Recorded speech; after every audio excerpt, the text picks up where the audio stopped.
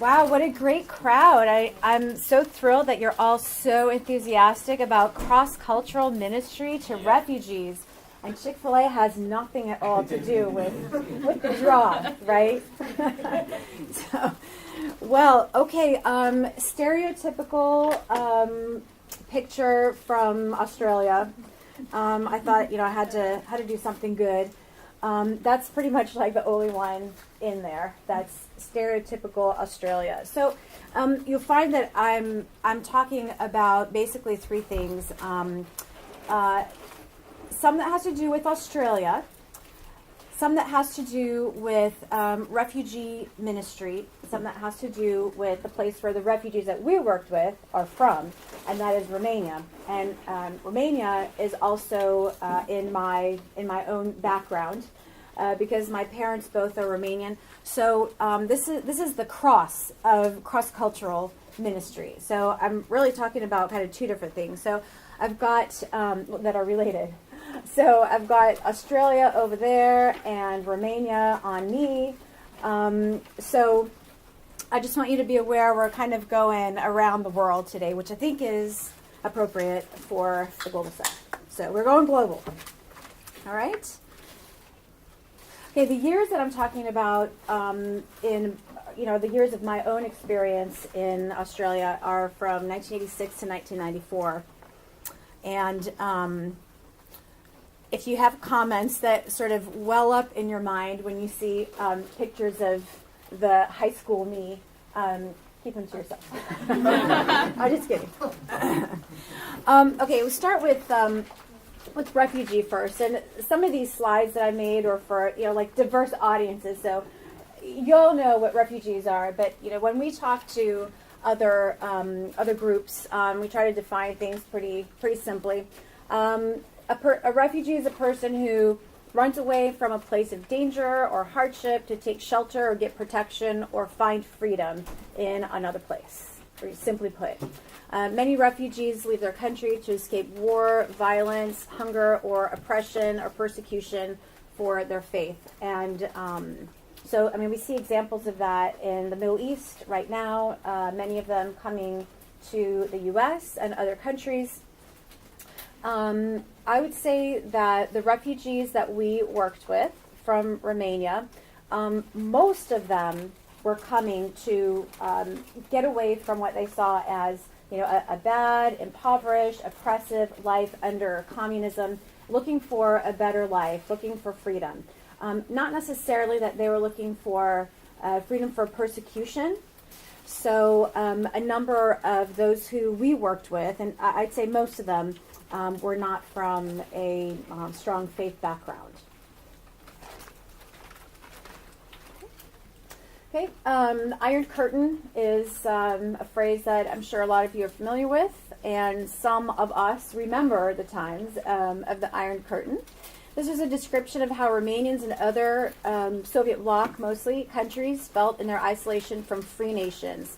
The government was harsh, strict, life was hard. They felt like no one could see or understand what was happening to them, that they can't penetrate behind that curtain, that there was little or no chance to escape.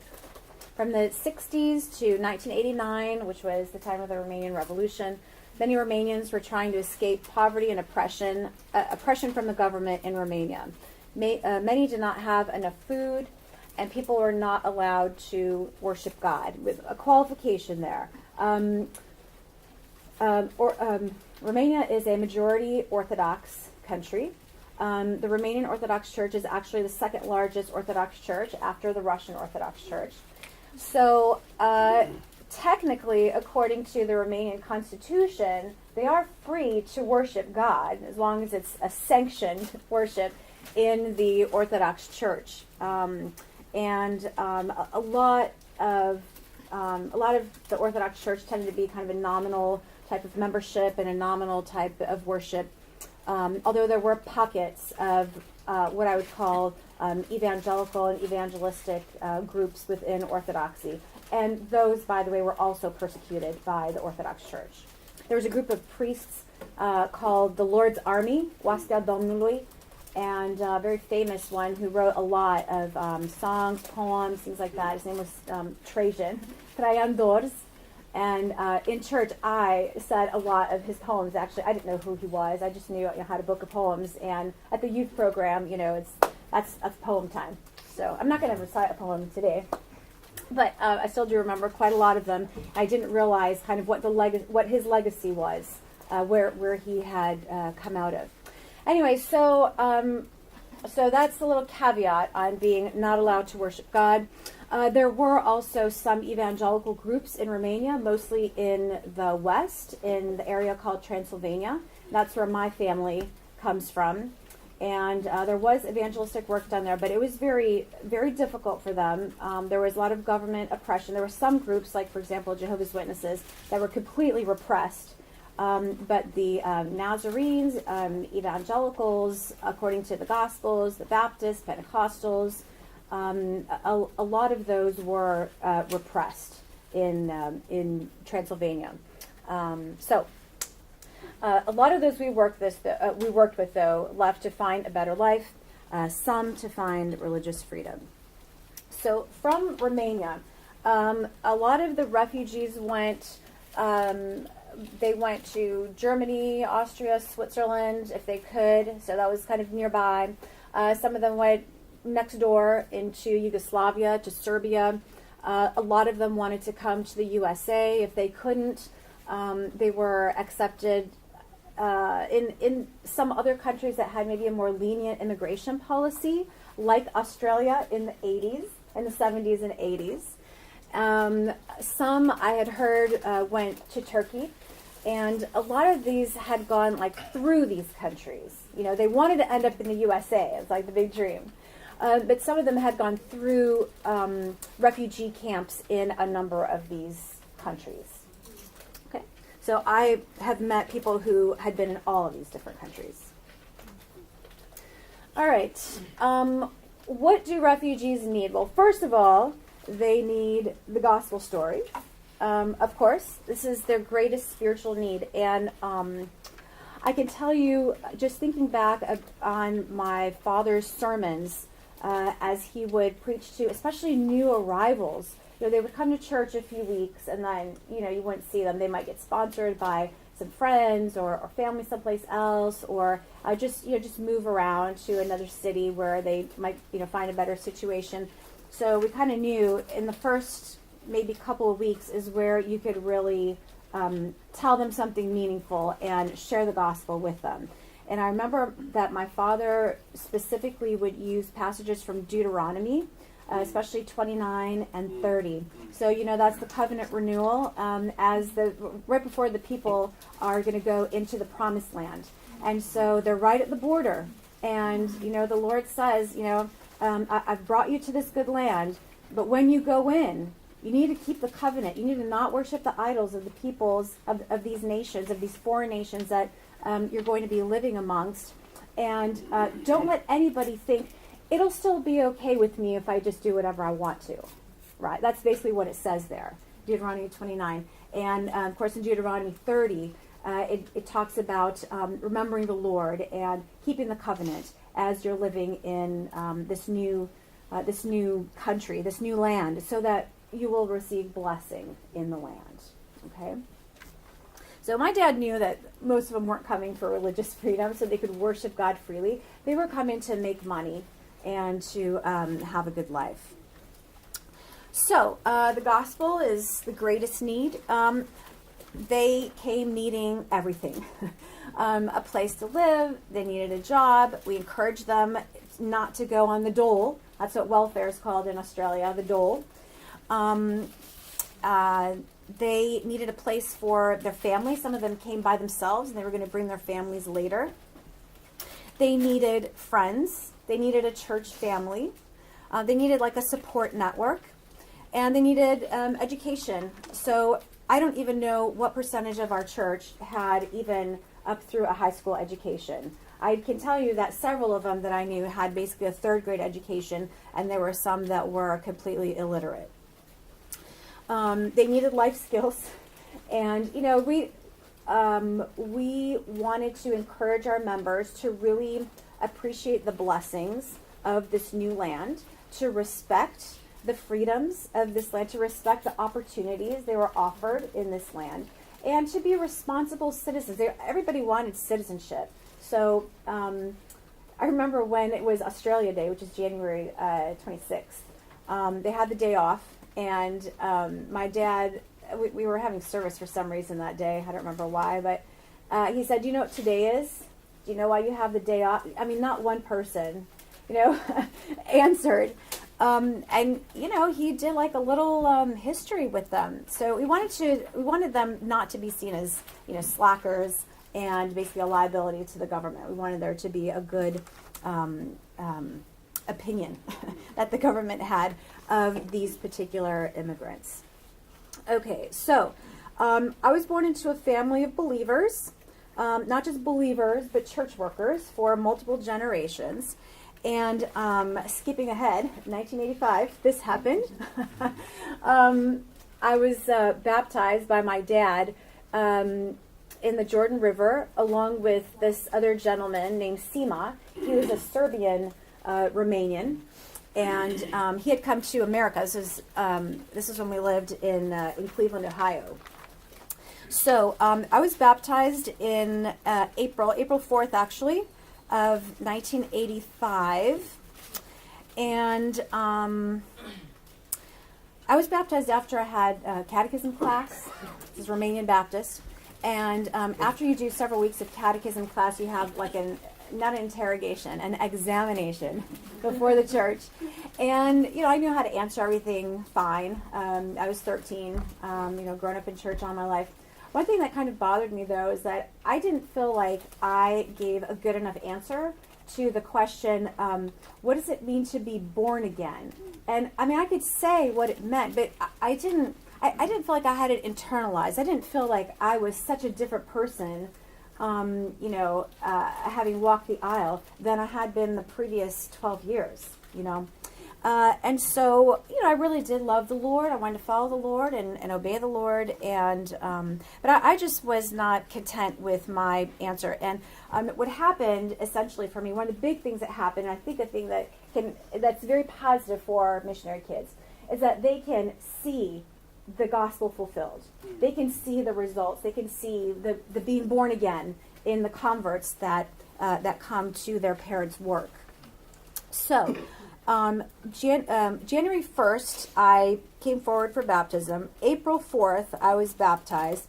August 1st of the same year, my parents were appointed to Australia as missionaries at Glorieta. Mid-August of the same year, I entered 9th grade in Ohio, house school number 1.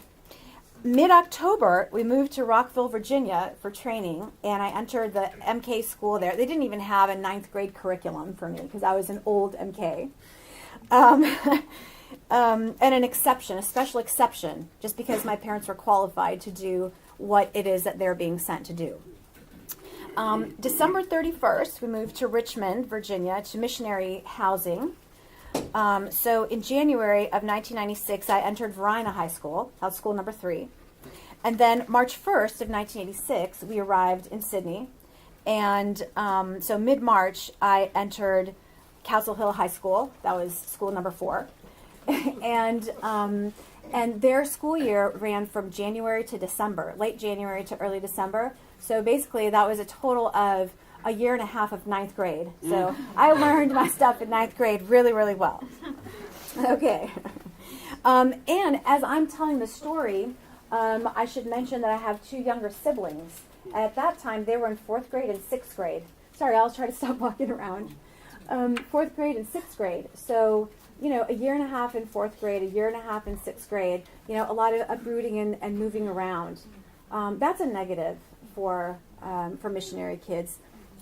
For me, I found it to be stimulating to move around and go to new places. My middle brother also was about the same. Our youngest brother wasn't quite so enthusiastic about constantly being uprooted.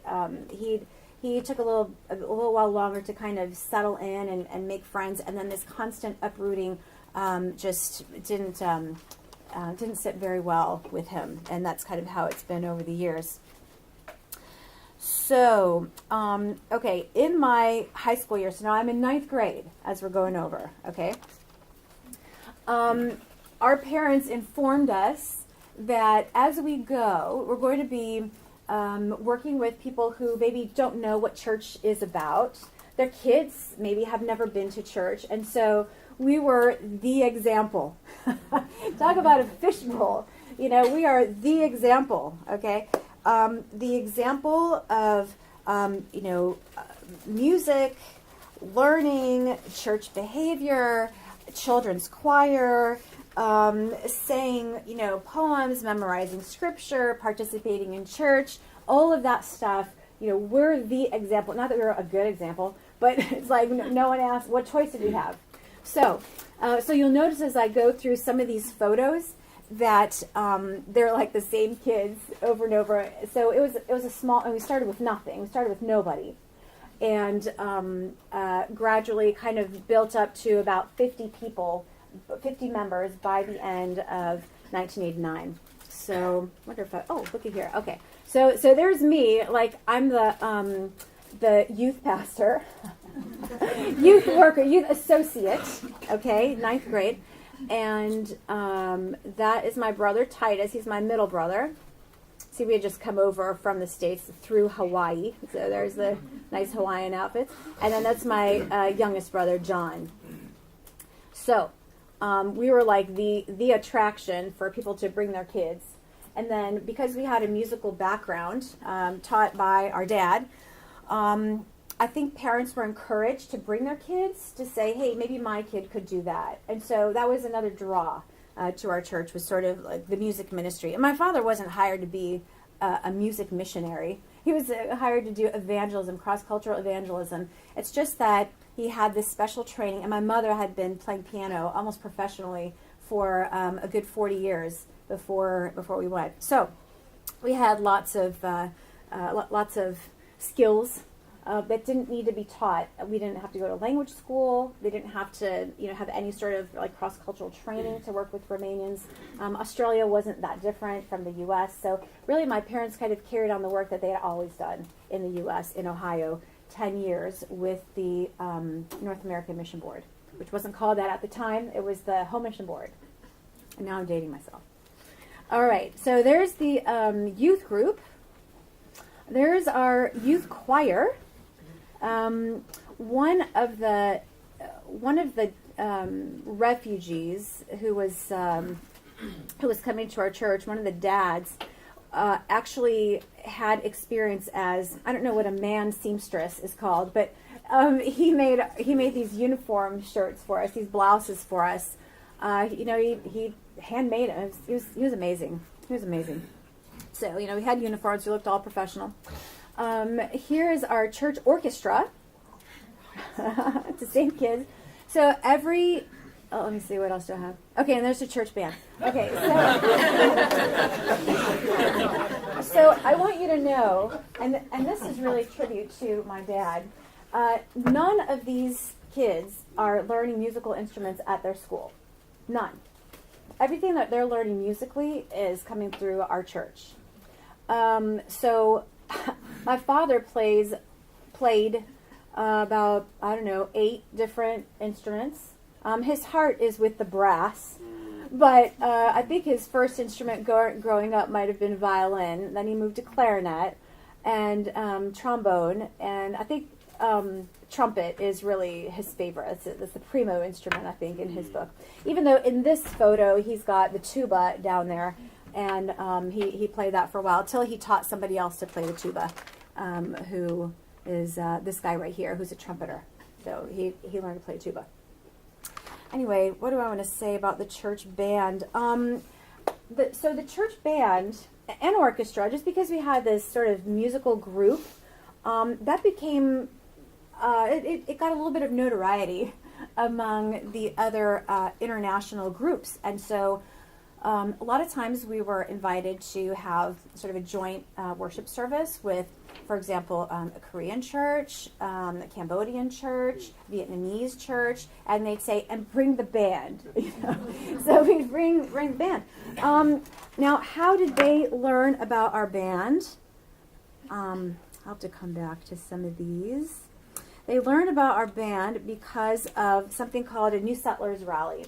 And these rallies were held, I think, once a year, but it might have been twice a year. I don't remember exactly. But I want to give you a taste of what our band was like. And so just remember, nobody here has taken any private lessons or anything apart from what's coming through our church. Thanks tonight in various ways.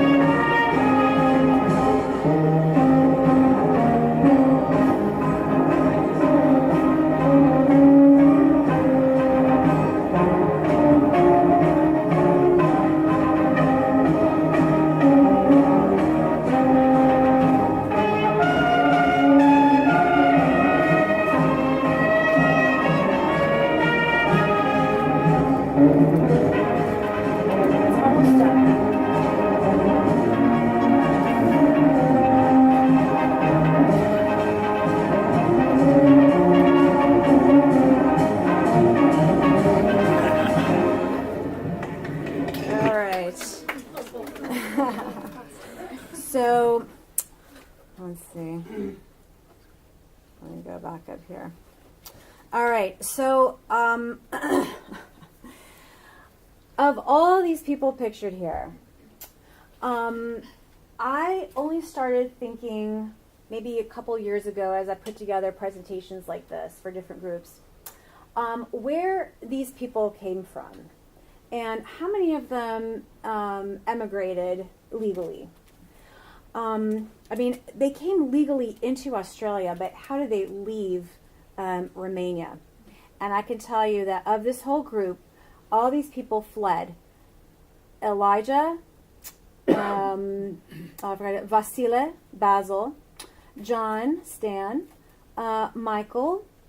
These are my brothers and my parents. They didn't flee. These are all the kids. And Alex. All these men had fled. Okay, that's the desire to come to a free country. How many of them came for religious freedom? I'd say Elijah, his background was Pentecostal, and Vasile. That's all. That's all. So I didn't actually realize like how our refugee congregation was. And then they brought their wives and kids eventually. Here's another thing that our band did. We played at an intercultural rally for new settlers. It was that kind of thing. But in 1988 was the Australian Bicentennial, and our band was invited to participate in the program. And so this took place at Sydney University. And so here's our little motley crew before we went in. Here's the Romanian choir of Sydney. That's kind of an ambitious title. One thing that I would point out, though, and this is, I think, a good thing for MKs in the intercultural experience, about half the people standing here are actually not Baptists. They're actually not our people. They're Romanian Orthodox. There was a church in Sydney. It was a Romanian Orthodox church, and because of things that were going on in Romania at the time, which I will come to, there were a lot of political dissidents that had come over and were part of this Orthodox church, and so the priests that were sent to them were basically like half priests, half spies, so that the government would kind of know what's going on in the diaspora. Okay, so they weren't that happy with the priests that they had, and but they were very happy with my father, a Romanian Baptist.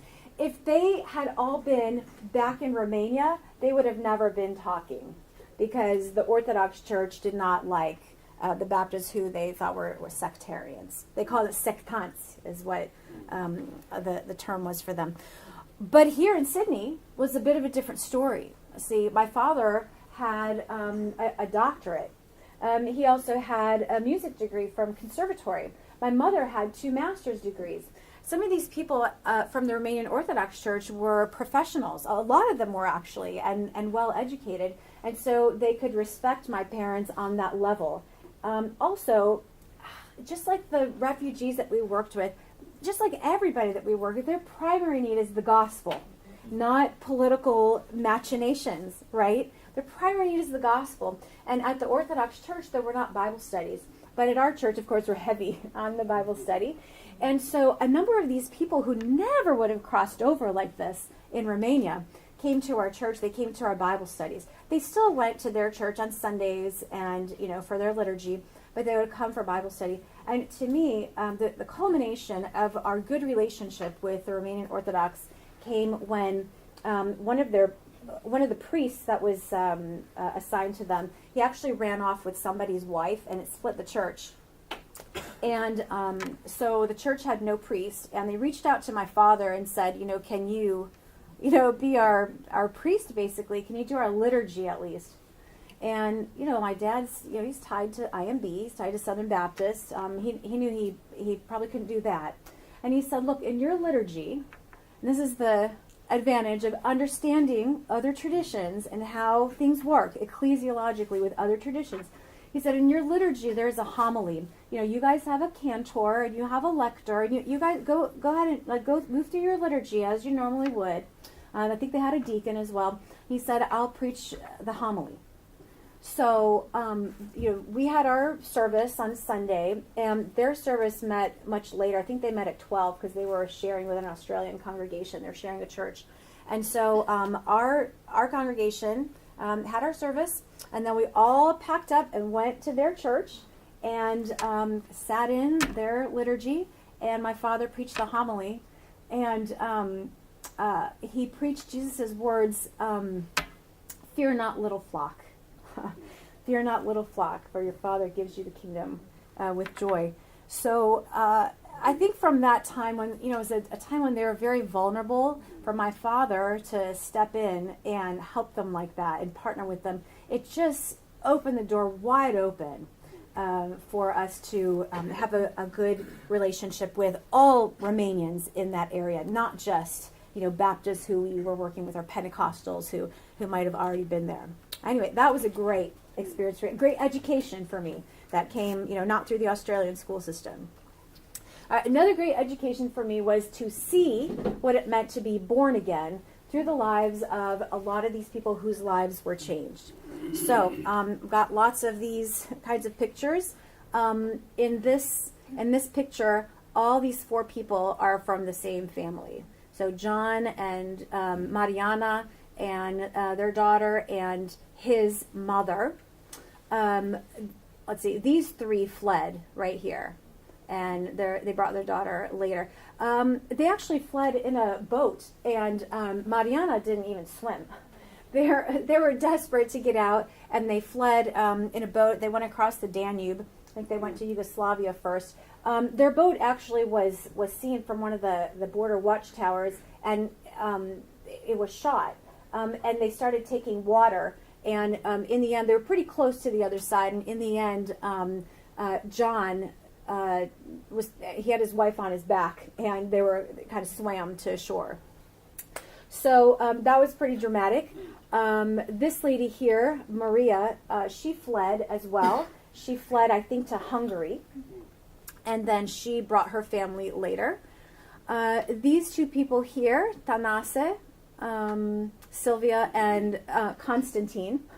Got some Latin names here. Sylvia and Constantine, they fled as well. And their first attempt, they were caught and taken prisoner and kind of beaten up and kept in jail for a while. And then about, 2 weeks later, Constantine tried again, and he finally made it. And then he brought his wife and their 2 daughters over. Let's see, this is Rodica. Vasile, he also fled. I can't remember what country he went to. Her husband fled. He swam actually across the Danube. His story was just crazy. He put grease all over himself to kind of shield himself a little bit from the cold. He actually swam across the river at night, and so it just horrifying. Anyway, this is Maria's husband here. This guy here also fled, along with his sister and his wife and his brother-in-law. And this is John Stan's daughter and son. So we're kind of working through the generations. And here is these 2 others that fled as well. So this is like questioning time right before baptism, examination time. All right, so these are basically my high school years.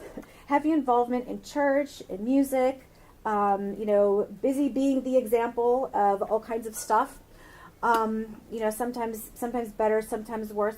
Another good thing for MKs is developing leadership skills. So, not all MKs go as old as I was, but because I was in high school, my father mentored me to learn how to lead in church. He taught me how to do a devotional. He taught me how to do kind of like youth talk presentations type things. So the Romanian Baptist Church has church kind of in 2 parts, morning and evening. In the morning, there are 3 parts. There's prayer time, and then Sunday school, and then the worship service. So frequently, and then eventually on a roster, I would lead the prayer time. And then in the afternoon, there's always the youth service, which everybody participated in. Youth service, and that's where, you sing, you do a solo, a special, or just say a poem, or do a verse, some recitation or something like that. That's how Romanians do. And then there was a youth speaker. And so if you're in charge of, putting together the service, then you're the speaker. So I did that a lot of times. And then we have an evangelistic worship service. So that's kind of how things are structured, Sunday by Sunday. So I learned a lot with respect to church leadership, how kind of the inner workings of at least a small church plant works. And what I know is that everybody has to work extremely hard in a church plant. Everybody has to wear multiple hats. You're the choir and the youth group and the band and the orchestra and the janitor and the everything. Right, so I know how it goes in a church plant. Okay, after 4 years, so 1989, that was the end of our first term, this happened. I told you that the school year runs from January to December, so I graduated high school in December, and December 1989, things started happening in Romania. So the Iron Curtain started to, started to be nudged open. And this is Ceausescu, the dictator in power at the time. And the situation was pretty dire. Probably not going to read all of these to you, but look at number 3. There was an outright ban on Eastern Rite Catholicism and the Evangelical Orthodox movement known as the Lord's Army. So those are the movement of priests within the Orthodox Church. Number 2, direct intimidation through interrogations, threats, imprisonments, harassment of friends and family, staged accidents, fatal attacks on priests, pastors, and active laypersons. There were people in my family that experienced that. There are people that I knew from our time working in Cleveland, Ohio, who had those kinds of experiences. So this is just what had been happening ever since the 70s in Romania. The demolition of many historic churches, state controls over every denomination's administrative life, interference in clerical appointments. With the Orthodox Church, it was the same kind of thing. Interference with the seminary capacity and admissions. There's a seminary in Bucharest, sort of in name only. They were only allowed to go through in cohorts. And I mean one cohort at a time until completion, and then another cohort. So you can see that slowed down the training of ministers for churches in Romania. So Mark Elliott, who this quoted from, he actually administered the Global Center a long time ago, didn't he? Skip Elliott, back in the 90s, late 90s. Okay. This is another example of what was going on in Romania. There are lines for everything, and you might have seen pictures of these in history books. So this is what was going on, and people just had enough. December 22, 1989, in Timișoara, which is in Transylvania, there were starting to become, there was some restlessness. Demonstrations started to happen in the Opera Square. There were protests over state repression of a Hungarian pastor named Laszlo Tokes, and things just kind of exploded from there, and then it sort of spread throughout Romania. Long story short, by December 25, Ceausescu and his wife had been shot, executed military style, and the Romanian newspapers going around at Christmas, so nice at Christmas time, it read, "The Antichrist is dead." That was the... Yeah. Oh, gosh. So, our family stayed in the States for about a year and a half at that time. We had to fill out paperwork to become permanent residents. And after that, we went back to Australia. I went to college. Our church band and our orchestra and everything continued on. And, we played at different venues. And then finally oh, yes, sir, I've already played three. So in 1994, then I came back to the States, and I went to seminary at Southern and skipped 10 years. And I graduated. So while I was in seminary, though, I was asked to speak at a lot of different places, especially during missions weeks, things like that. I have to say that the WMU, that does so much to support missionary kids, sent me lots of cards and care packages in Australia, as well as while I was at the seminary, and I appreciate the WMU so much, so much. They're based here in Birmingham, right? So, let's see what else. Okay, when I was in college, I went to Macquarie University and did most of my work in the ancient history department. In the ancient history department, there weren't a whole lot of Christians, but that was the most Christian witness that was pretty much coming out of Macquarie University at the time. There was a lot of fixation with naturalism and Darwin, and a lot of anti-Christian rhetoric, and it just was not the best time, not the easiest time for evangelicals. But I did find some strong Christians from other denominations. I had just such an interesting mix of friends. My friend Peter, who was here last semester, a very strong Catholic. My friend Luke, who is a very strong Anglican. I had a couple of other friends that were evangelical Anglicans. I had some Coptic Orthodox friends, very strong, very conservative. And then on top of that, from the Romanian side, we had some other friends that were Baptists, Pentecostals, and Nazarenes. And then, there were the Romanian Orthodox that were partnering with us on different things. So, my life later, not the MK life, but the military life. So after my parents retired, they came and lived in Texas, close to us, I guess with the hope of grandchildren, which I then complied with.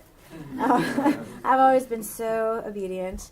And so our kids, my husband is in the Army National Guard. He's the state chaplain for the Army Guard of Texas. And over the years, I guess, I just want to say I haven't, sort of laid aside the Romanian heritage. And I mean, we haven't totally rejected and turned on it. Even my brothers, which really, I mean, this picture is really kind of a shock. But they're good sports. And so this is us all in our Romanian gear. And then we are trying to kind of get the next generation all involved in it as well.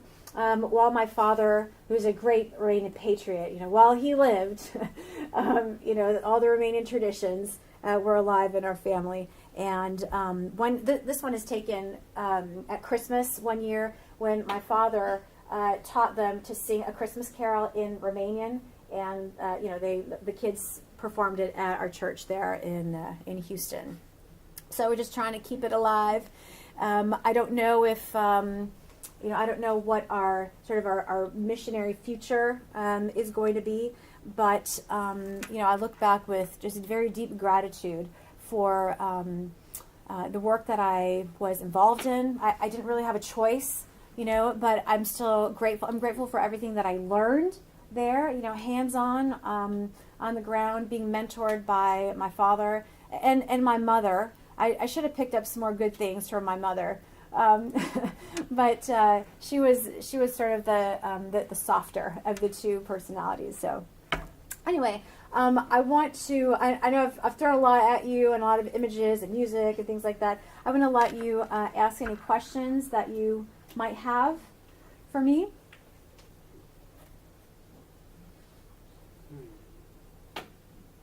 You're pretty much fully informed, but go ahead if there's anything else. At what point along the way did you come to take on your faith as your own? When did I take on my faith as my own? High school for sure. An evangelical Baptist, a tiny minority. I think I might have known one or two other Baptists in high school, and it's not even just about being Baptist, because when Christians are a minority, then it's probably best not even to break along denominational lines. So I talked a lot about my faith. I remember a lot of different conversations with unbelievers. I remember some Asian students that I would talk to a lot. Some real brainy guys from physics and chemistry that wanted to interrogate me about the existence of God. And, I hadn't read any apologetics or anything at that point, but I gave him a bit of pushback. But like any opportunity that I had, I would talk about my faith. I would just sort of in friendship talk to my friends about their life choices, maybe some not so good, not so wise. I have to say, in the youth programs, a lot of our teaching was taken from the book of Proverbs. So in the prayer time that we would lead, almost exclusively, the devotions were taken from Psalms. And in the youth programs, almost exclusively, it was taken from Proverbs. So there's a lot of Proverbs poured into me and the other youth growing up in our churches. So, I had a whole lot of, moral teaching. Did I act that way all the time? Probably I should have, I might have said or done some things that I should have thought better about. But for the most part, I'd say the way that I was characterized in the Australian kind of understanding of, how America works. I was the televangelist. So, I was the evangelist. I was, Bible basher, Bible thumper. But, I didn't really take it amiss. It didn't hurt me. And in later years, there were people from my high school who contacted me and said, we're Christians too. I wish we had, said more like you did, or I wish we had, stood up for the gospel more. And, I don't take it as a point of pride or anything like that. I'm, a bit of a talker and a debater and an arguer. And, I probably would have said that. I would have been that way anyway. So, so I'd say probably, like 10th, 11th grade. Yeah. Yes. Yeah, so in the Romanian church in Australia, about how many members did y'all have in the church? And did even though I know it was a Romanian church, like did y'all have, people from different ethnic backgrounds in other countries or anything like that in your church? We did not have, other people sort of from outside of Romanians to be in our church.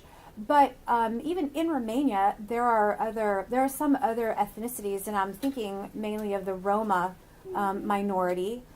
We interacted with a lot of other ethnic congregations, but they were ethnically specific congregations as well. Like I mentioned, the Vietnamese group and the Korean group, the Cambodian group. There's a Hispanic group as well. Sometimes we worshiped together, but most of the times we just had our own, our own thing. And this was my parents' job. This was their commissioning from the International Mission Board, was to work with Romanians in Australia. There were larger groups of Romanians in other cities, like in Melbourne, Australia. There's a much larger group of Romanians, and they've got probably 4 or 5 churches at this point. There were other pockets of Romanians that also saw a church plant grow in Adelaide in South Australia, and then out in Perth. And then up in Brisbane, in Queensland, there are also probably 2 or 3 congregations, maybe 1 Baptist and a couple of others Pentecostal. That's the lay of the land right there. One other thing my father did when we went is that he organized a Romanian Baptist Association, Association of Romanian Baptist Churches in Australia, so that all the churches around the coast could be kind of tied together. Other questions? Is that association still alive and active today? Yes. Yeah. Dr. Lang, as someone who grew up overseas, how has that shaped your perceptions of the needs of the church here? The needs of the church? I don't know. I think I don't know if it's about living overseas as much as it is living in another context, like in an ethnic context. So, for example, I can compare what we do with youth in our church and how youth are discipled and taught and involved in church. It breaks my heart to see youth participation Sunday, like one Sunday every few months. Because the youth in our church were every single Sunday. And it wasn't anything so polished and prepared and with a bulletin. What happens is you prepare something, you say, like you prepare a song or a poem or something like that you're going to recite or present. And you come to church in the afternoon and you say, hey, who's in charge of the youth program today? Okay, I am. Okay, I have a poem, write me down. Okay. I have a song, write me down. Okay. And then I kind of vary them, a song, poem, or whatever, presentation, whatever. And at the end of that, you just kind of see how it goes. And at the end of that, then there's the talk, a devotional or some kind of a edifying talk out of Proverbs or out of, Timothy, something like that. Don't let anybody despise your youth. And, and then move on to the evangelistic worship service in the evening. So I wish I could see youth more involved. In our church, because everybody was sort of together, worshiping together, Sunday school together, everything together pretty much all the time, there was this intergenerational kind of feel to it that I think is lost when you sort of silo everybody according to age, according to life situation, stuff like that. You kind of don't know everybody who's in your church. And I kind of long for that. In Houston, my husband and I co-taught a Sunday school class, adult Sunday school, and sometimes adults would bring their 13 or 14-year-old daughter or son because they wanted to be challenged in Sunday school, And, you know, I thought it was fine. Well, I got in trouble from the youth pastor. You know, why am I allowing youth? They should be in with the youth. And, you know, I didn't want to cause any trouble. But I feel like this is just from a non-youth pastor perspective. But I feel like if you're concerned for somebody's spiritual growth and you've got a youth who really is very hungry and is, if they have to look outside of the ministry, you know, that means that they have maybe a greater need than the, you know, common denominator that's going on in your ministry. You know, let them go where they can grow, especially if they're going with their parents. Let them go where they can grow. So I like that. Living overseas, you know, I feel like I'm sort of a global citizen, and that's what I want for my kids too. We've taken them to Australia, we've taken them to Romania, and I've got a whole lot of other plans too, places to take them. But I want them to also grow up not just being, you know, feeling like they're a global citizen, but obviously we took them to church when we went to Australia, to the Romanian churches. When we went to Romania, we were always in church on a Sunday, sometimes twice a Sunday. And I want them not just to learn about, you know, their heritage, you know, what their grandparents did a long time ago, but the live heritage, the living heritage, you know, and I want them to make the connection between church there and church in Romania and church here and church wherever they go. I want them to feel like there's a connection there, that they can always have a place to go, no matter where in the world that they are, you know. All right, I think it's that time. Thank you so much. You're welcome.